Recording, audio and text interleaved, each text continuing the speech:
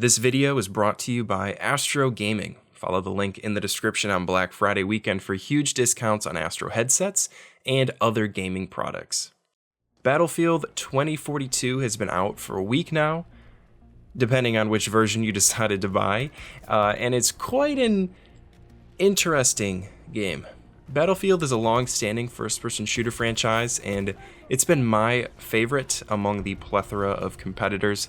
For as bad of a launch it had, I really loved Battlefield 4. That was like my go-to game for quite some time. Even though it didn't manage to keep me around for all the subsequent DLC packs, I thought Battlefield 1 was a lot of fun. I was a little disappointed at the fact that DICE followed a World War I game up with World War II, but Battlefield 5, it was fine. It's honestly not a game I have a super strong opinion on. This video is less of a review of Battlefield 2042 and more of a look at the Battlefield franchise as a whole, how it's changed over the years and where it's going in this latest entry. Before we get into that, and just to be totally transparent here, this video is presented by the EA Creator Network. Now, immediately after saying that, I understand the negative implications this might create in some people, but saying the video is presented by EA is simply acknowledging the fact that EA sent me a code for this game. I did not pay for Battlefield 2042 with my own money, but that's it. EA has no power or say over the script I'm writing. They're not paying me or even requiring me to make a video on their game. If you saw a watermark that says this video is sponsored by EA, then that would be a different story. So hopefully that clears things up for you for the sake of my video and the videos or streams coming from other creators. You can differentiate the two kinds of videos. But with that out of the way, let's discuss the good, the bad, and the confusing changes implemented in Battlefield 2042.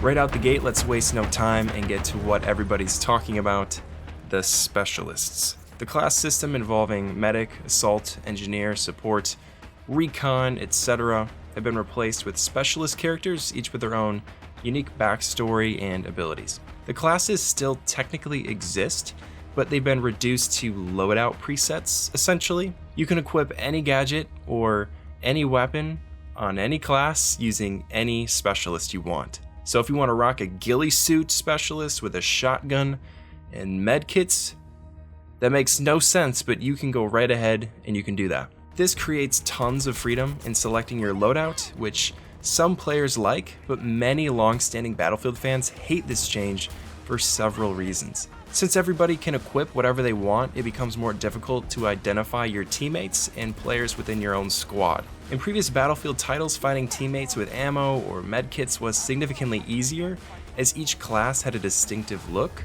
You can still do this in Battlefield 2042, but just because you see old lady Maria running around doesn't mean they can drop you a medkit. If you're looking for someone to drop you some ammo or health, for example, it is much more of a gamble, as anyone can carry it now. This makes it especially difficult to form a well-rounded squad, as it's impossible to know what gadgets your squad mates have equipped. And squad play is extremely important to many Battlefield fans. Every Battlefield game is gonna have players that don't play the objective or only pick gadgets that help them personally get their own kills, but many people are angry with the direction of Battlefield 2042 because instead of implementing systems that encourage people to play together as a team and within the same squad, it seems to encourage an every man for himself style of gameplay. Now, I don't hate specialists as much as other people do, but I do prefer the old system. I think many of them are unbalanced. I think the specialists break the immersion a little bit.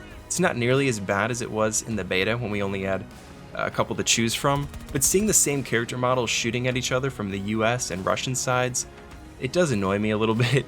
It still at times makes it difficult to distinguish who's friendly and who's a foe, especially with 128 of them on the map all at once. I know they tried to explain it through the quote-unquote story, but I think Battlefield is at its most immersive when you are just one soldier out of many in the middle of a huge battle. This just isn't the kind of game where I feel the need to be some special Overwatch hero. And I agree players will get used to this over time, but I just don't see the need for this change. A lot of people think DICE made this game around the game mode Hazard Zone, their new 4v4 Battle Royale mode. This can't really be confirmed, at least to my knowledge, but it definitely makes sense. Specialists fit a lot better in this game mode. Opening all the gadget options to each specialist makes more sense in a mode like this. What doesn't make sense is centering an entire Battlefield game around a mode that doesn't resemble Battlefield DNA. Smaller maps, fewer players, significantly fewer opportunities for destruction. Even if this mode was incredible, which I don't think it is, this is not the Battlefield experience the vast majority of people are buying this game to have. I can't personally speak to the quality of Hazard Zone because, in all honesty, I haven't played it that much. I'm a lot more interested in All Out War and Portal. I've heard some people say they like it, and I've heard others say it is awful. Either way, this type of game mode could work, but I don't think it should be a Battlefield game's staple mode. Like, they shouldn't build the entire game's mechanics around Battle Royale. Build the game around modes like Conquest. As with any Battlefield title, the game isn't free of bugs at launch. Even coming from someone like myself, who works in the gaming industry, I have no idea how DICE manages to screw this up time and time again. Each and every Battlefield game launches broken, poorly optimized, only for DICE to fix it over the course of time. And then when the next Battlefield game comes out, the new one is somehow broken again. I haven't experienced a ton of bugs myself. Those I have faced are admittedly pretty annoying, most notably the bug that doesn't let you respawn or be revived, you just have to quit the game. I know these maps are bigger than they've ever been. I know there are more players in a match than ever before, but this game just does not graphically look as good as previous Battlefield titles. It does not run as well as previous Battlefield titles. I get a more consistent and higher frame rate playing Battlefield 5 on high settings than I do playing Battlefield 2042 on low settings. Not to mention the graphics on Battlefield 5 just look a lot better. DICE will more than likely fix this in time, but it's a shame every Battlefield launch is plagued by so many technical issues. I don't know if it's the people EA has working there. I don't know if it's the Frostbite engine in general. It very well could be.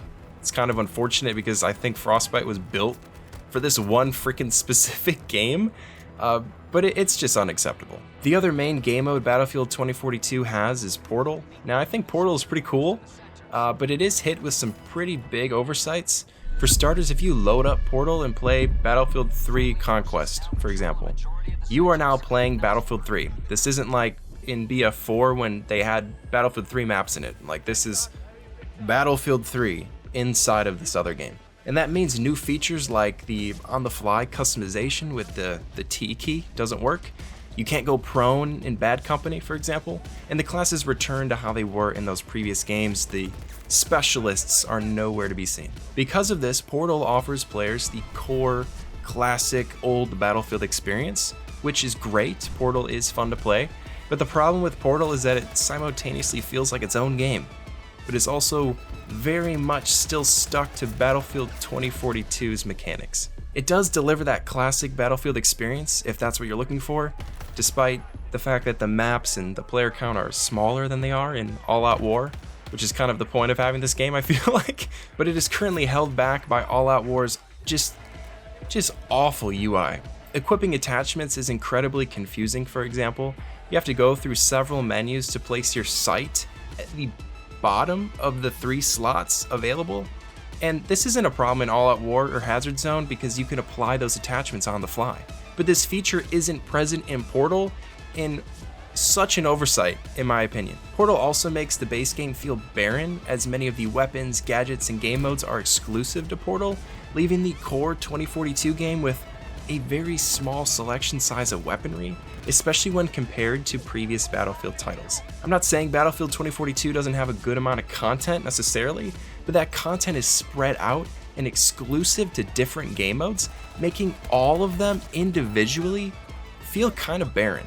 Not to mention it makes overall progression feel inconsistent because you can spend hours like grinding in Portal, unlocking new weapons, and then you switch to All Out War, and it's like you're back to level 1 because all those weapons you just grinded aren't even available to use. And speaking of grinding in Portal, that's really all people are using it for right now.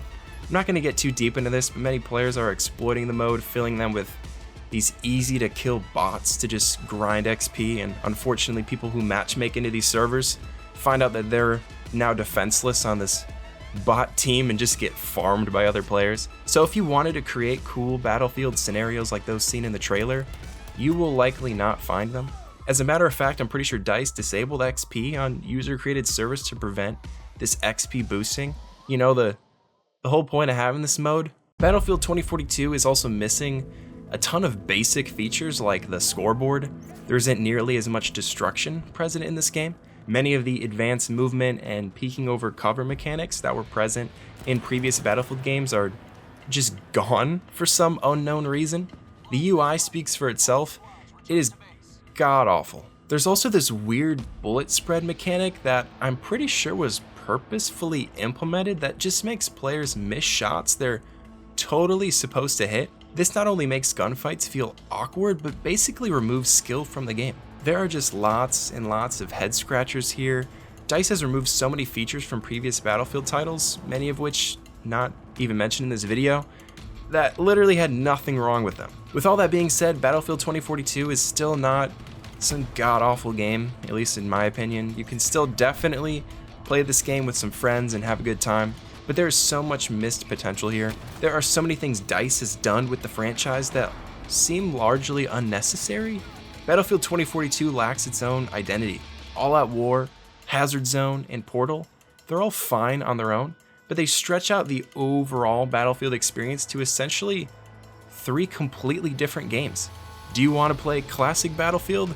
Do you want to play a Battlefield version of Apex and Overwatch? Or do you want a new Battlefield game with half of its assets exclusive to another mode and mechanics that are really better served in a dedicated Battle Royale game? I'm all for games trying to innovate and attempting new things, but I don't even know what this game is trying to be. Battlefield 2042 makes you stop and think, what makes Battlefield Battlefield? Is it the classes, the squad play, the big maps, the destruction? It doesn't even seem like DICE knows at this point. There's innovation, and then there's trying to reinvent the wheel. Battlefield 2042 is like a kid in high school trying to desperately fit in with all the cool kids, but Battlefield doesn't need to fit in with every gaming trend. That's not why people liked it in the first place. And DICE would be much better served trying to make Battlefield itself better, instead of trying to make it like everybody else. That's all I've got to say about Battlefield 2042. Maybe I'll talk about it again in the future if things change, which, following the trend set from previous Battlefield titles, will probably happen. Feel free to let me know your thoughts on the game so far down in the comments. If you enjoyed this video, you can let me know by giving me a like. If you're new here, make sure to subscribe. Thank you all so much for watching, and as always, I'll see you in the next one.